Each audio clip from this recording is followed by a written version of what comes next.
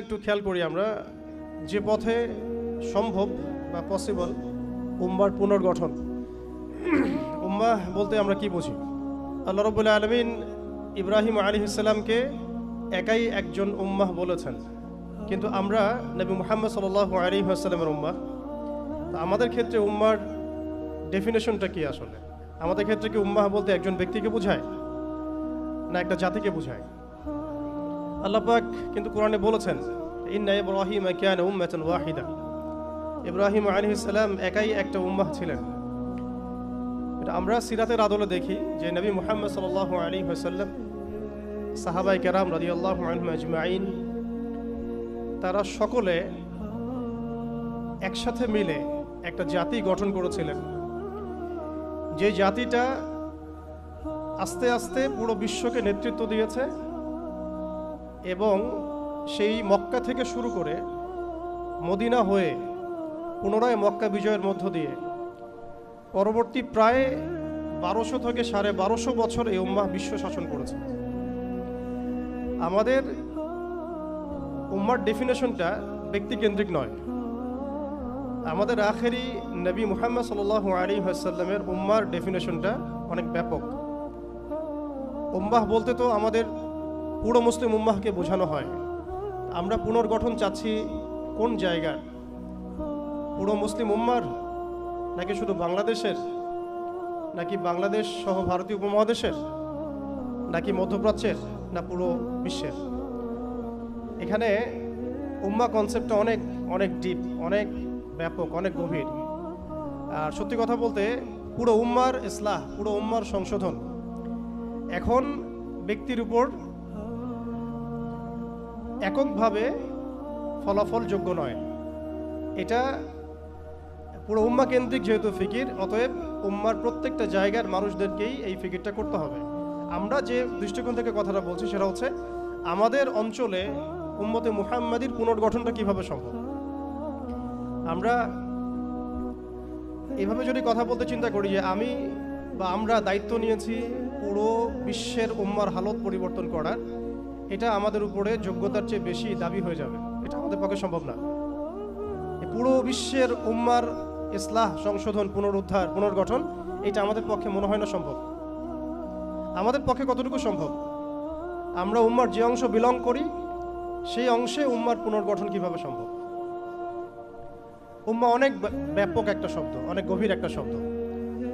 উম্মার মধ্যে দুটো ভাগ আছে, একটা হচ্ছে উম্মাহ দাওয়া এবং উম্মাহ ইজাবা। দাওয়া অর্থাৎ নবী সাল্লাল্লাহু আলাইহি ওয়াসাল্লাম সবাইকে দাওয়াত দিয়েছেন। এর মধ্যে কাফের, মুশরিক, মুনাফিকরাও উম্মার অন্তর্ভুক্ত। আব্দুল্লাহ বিন উবাই এবং তার অনুসারীরা কি উম্মার অন্তর্ভুক্ত নয়? ইহুদি, নাসারা, পৌত্তলিকটা কি এই উম্মতের অন্তর্ভুক্ত কিনা? তারা দাওয়ার অন্তর্ভুক্ত, বাট ইজাবার অন্তর্ভুক্ত নয়। ইজাবা কারা? যারা মুহাম্মদ সাল্লাল্লাহু আলাইহি ওয়াসাল্লাম যে দাওয়াতটা দিয়েছেন, আমরা দরুদ পড়ব সাল্লাল্লাহু আলাইহি ওয়াসাল্লাম, সেই দাওয়াতটা যারা কবুল করেছেন তারা উম্মত ইজাবা। এর মধ্যে আমরা পড়ছি। এখন উম্মত ইজাবার সংখ্যা আমাদের এখানে কোটি কোটি কোটি কোটি সারা বিশ্বে। এখন এমন একটা অবস্থা আমরা এসেছি যে পুনর্গঠনের প্রশ্ন উঠছে। তাহলে আমরা একটু খেয়াল করি যে উম্মার পুনর্গঠনটার প্রশ্নটা কেন উঠছে। এক নম্বর কথা, উম্মা কি এটা তো আমরা বুঝতে পারলাম, এবং উম্মার আমরা কোন অংশ এটাও বুঝতে পারলাম। পরিপূর্ণ উম্মার ইসলাহ সংশোধন আমাদের এককভাবে একার পক্ষে সম্ভব না, এটাও বুঝলাম। তবে আমাদের আঞ্চলিকভাবে উম্মার যে অংশ, আমরা এই অংশটুকুর ইসলাহ সংশোধন, পুনর্গঠন, পুনরুজ্জীবন, এগুলো আমাদের দ্বারা সম্ভব। আর পরের প্রশ্ন হচ্ছে যে দ্বিতীয় শব্দটা, যে পুনর্গঠন, উম্মাকে পুনরুজ্জীবিত করা, উম্মার হারানো গৌরব ফিরিয়ে আনা, এই প্রসঙ্গটা আসছে কেন? এই প্রসঙ্গটা কেন আসছে? তার মানে আমরা নিজেরাই সংজ্ঞায়িত করে ফেলেছি যে উম্মার অবস্থা আগের মতো ভালো নাই। এটা আমরা স্বীকার করেছি এবং এটা আমরা সবাই বুঝতেও পারছি। এই কারণে আলোচনাগুলো আসছে। আলোচনাগুলো আসার প্রেক্ষাপট তৈরি হচ্ছে বা আমরা টপিকগুলো নির্ধারণ করছি যে উম্মার পুনর্গঠন প্রয়োজন, পুনরুজ্জীবন প্রয়োজন, পুনর্জাগরণ প্রয়োজন। তার মানে আমরা আগের হালতে নাই। আমরা আগের হালতে নাই, এটা মাথায় আসলে আবার এটাও মাথায় আসতে হবে আগে আমরা কোন হালতে ছিলাম। আমরা আগে কোন হালতে ছিলাম? একজন ব্যক্তি রমাদান মাসে লাইলাতুল কদরে হেরা গুহায় আল্লাহ রব্বুল আলমিনকে ডাকছেন, আল্লাহ রব্বুল আলমিন তাকে আল কোরআনের মতো কিতাব প্রদান করছেন এবং তাকে সর্বশেষ এবং চূড়ান্ত নবী হিসেবে আল্লাহ পাক মনোনীত করছেন। কেন সেই ব্যক্তি হেরা গুহায় আল্লাহ রব্বুল আলমিনকে এভাবে ডাকছেন? কারণ তিনি যে সমাজে বসবাস করেন সেই সমাজটাকে আইয়ামে জাহিলিয়াত বলা হতো। সে সমাজের মধ্যে শিরক ছিল, সুদ ছিল, রিবা, মাদক, নারীর অবমাননা, গোত্রীয় হানাহানি, এরকম জাহালাতেপূর্ণ একটা সমাজে তিনি আল্লাহ পাককে ডাকছিলেন। সে একজন ব্যক্তি থেকে আস্তে আস্তে দাওয়াত শুরু হলো এবং তিনি প্রথমে ম্যান টু ম্যান দাওয়াত দিতে লাগলেন। আবু বকর, উসমান, উমর, আলী রাদিয়াল্লাহু আনহুম আজমাইন, তাদের মধ্যে সাহাবী তৈরি হতে লাগলো। এক পর্যায়ে মক্কায় 13 বছর দাওয়াতের মধ্যে আমরা সবরের পরিচয় দিলাম, ধৈর্যের পরিচয় দিলাম, দাওয়াত অব্যাহত থাকলো, আমরা নির্যাতন নিপীড়ন সহ্য করলাম। এক পর্যায়ে আমরা হিজরত করলাম, প্রথমে আবিসিনিয়ায়, কখনো তায়েফে, এক পর্যায়ে মদিনায় গিয়ে ইসলামী রাষ্ট্র কায়েম হলো। আমরা জিহাদ এবং দাওয়াতের মধ্য দিয়ে আস্তে আস্তে মদিনাকে বেস করে বদর, উহুদ, খন্দক, মুতা, তাবুক এইসব সিঁড়ি পেরিয়ে মক্কা বিজয় পর্যন্ত আসলাম। মক্কা বিজয় পর্যন্ত আসার পরে আমরা দেখলাম যে আইয়ামে জাহিলিয়াতের কোনো জাহালাত মক্কার মধ্যে নাই। যেই মক্কা আমরা ছেড়ে গিয়েছিলাম 23 বছরের ব্যবধানে আমরা দেখলাম সেই মক্কা আইয়ামে জাহিলিয়াত মুক্ত হলো। শুধু তাই নয়, সেখানে কোনো শিরক থাকলো না, কোনো রিবা থাকলো না, কোনো মাদক থাকলো না, কোনো নারীর অবমাননা থাকলো না, গোত্রীয় হানাহানি থাকলো না। যেখানে আমরা ছিলাম মুস্তাদআফিন, দুর্বল, আমরা ছিলাম মক্কা থেকে বিতাড়িত, আমরা ছিলাম সংখ্যালঘু, সেখান থেকে আলহামদুলিল্লাহ মাত্র 23 বছরের ব্যবধানে আমরা পুরো জাজিরাতুল আরবকে শাসন করলাম। এবং সেই বেইজের উপর দাঁড়িয়ে আবু বকর, ওমর, ওসমান, আলী রাদিয়াল্লাহু আনহুম আজমাইন তারা আরও প্রায় 30 বছর ইসলামী খেলাফা বাস্তবায়ন করলেন। এমনকি তাদের বেইজের উপর দাঁড়িয়ে উমাইয়ারা শাসন করলো প্রায় 90 থেকে 95 বছর, আব্বাসীয়রা প্রায় 500 বছরের মতো। এরপরে আসলো তুর্কিরা, মাঝখানে ফাতেমিরা, আপনারা জানেন মামলুকরাও শাসন করেছে, সেলজুকরাও করেছে, অটোম্যানরাও করেছে। তো আমরা বুঝতে পারছি যে উম্মাহ এই হালতে ছিল না যে এখন যে হালতে আছে। এই ছোট্ট কথা থেকে আমরা বুঝতে পারলাম যে উম্মাহ একসময় বিজয়ী ছিল সব দিক থেকে, শুধু ব্যক্তিগতভাবে নয়, আধ্যাত্মিকভাবে নয়, শুধুমাত্র তাসকিয়াগত দিক থেকে নয়, শুধুমাত্র সামাজিকভাবে নয়, বরং রাজনৈতিকভাবেও। অর্থাৎ উম্মার পুনর্গঠন, পুনর্জীবন, এই যে কথাগুলো আসে, এগুলো বেসিক্যালি আমরা রাজনৈতিক টার্মিনোলজি থেকে ডিল করছি আর কি। আমাদের উম্মার অবস্থা সবসময় এই বিশ্বকে নেতৃত্ব প্রদানকারী অবস্থায় ছিল, যেখান থেকে আমরা এখন সরে আসছি বলে আমাদেরকে এই টপিক নির্ধারণ করতে হচ্ছে যে কিভাবে আমরা এর পুনর্গঠন করব, পুনর্জীবন করব। এতটুকু আমাদের কাছে ক্লিয়ার যে আমরা এক সময় বিশ্বকে শাসন করেছি, বিশ্বকে নেতৃত্ব দিয়েছি।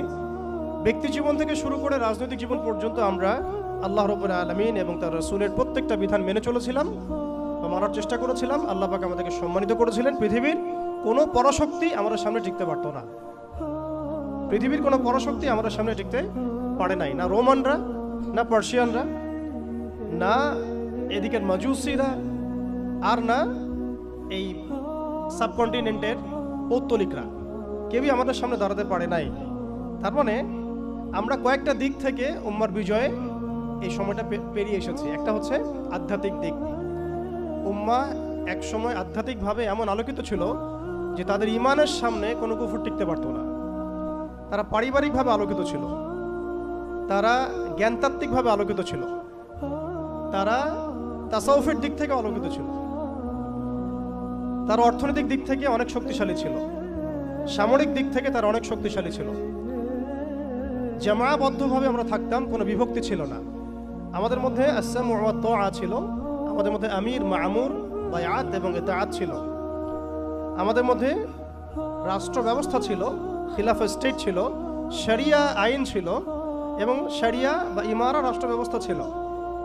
এবং আস্তে আস্তে আমরা এই বেইজের উপর দাঁড়িয়ে বাইতুল মুকাদ্দাস পর্যন্ত জয় করেছিলাম। শুধু তাই নয়, আমরা বলতে পারি যে সিন্ধু, এদিকে সিন্ধু, ওইদিকের আফ্রিকা, আফ্রিকা থেকে সিন্ধু পর্যন্ত, ওইদিকের পশ্চিমা সভ্যতা থেকে চায়না পর্যন্ত বলা যায় পৃথিবীর 4 ভাগের 3 ভাগ আমাদের দখলে ছিল।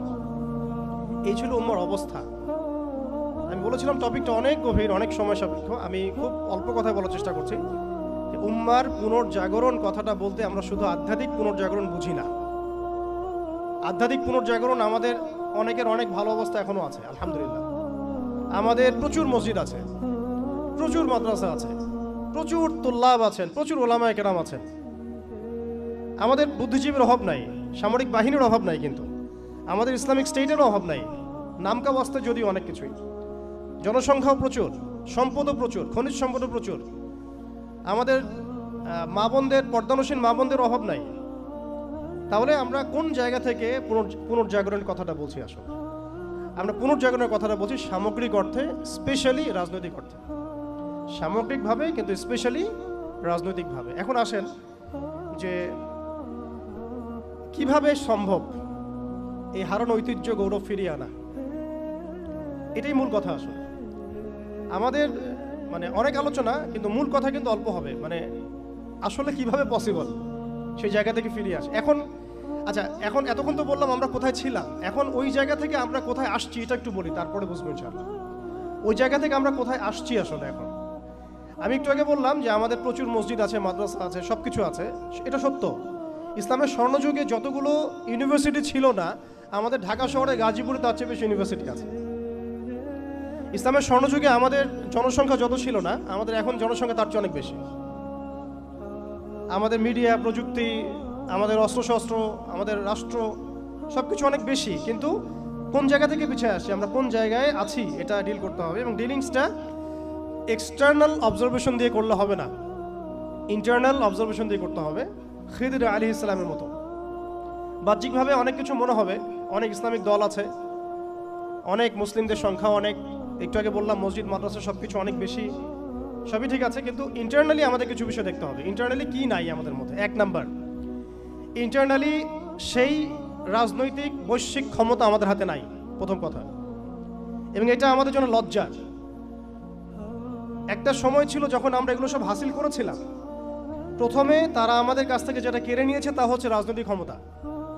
তারা আমাদের কাছ থেকে প্রথমে ব্যক্তি জীবনে ধর্মের স্বাধীনতায় হস্তক্ষেপ কেউ করেনি।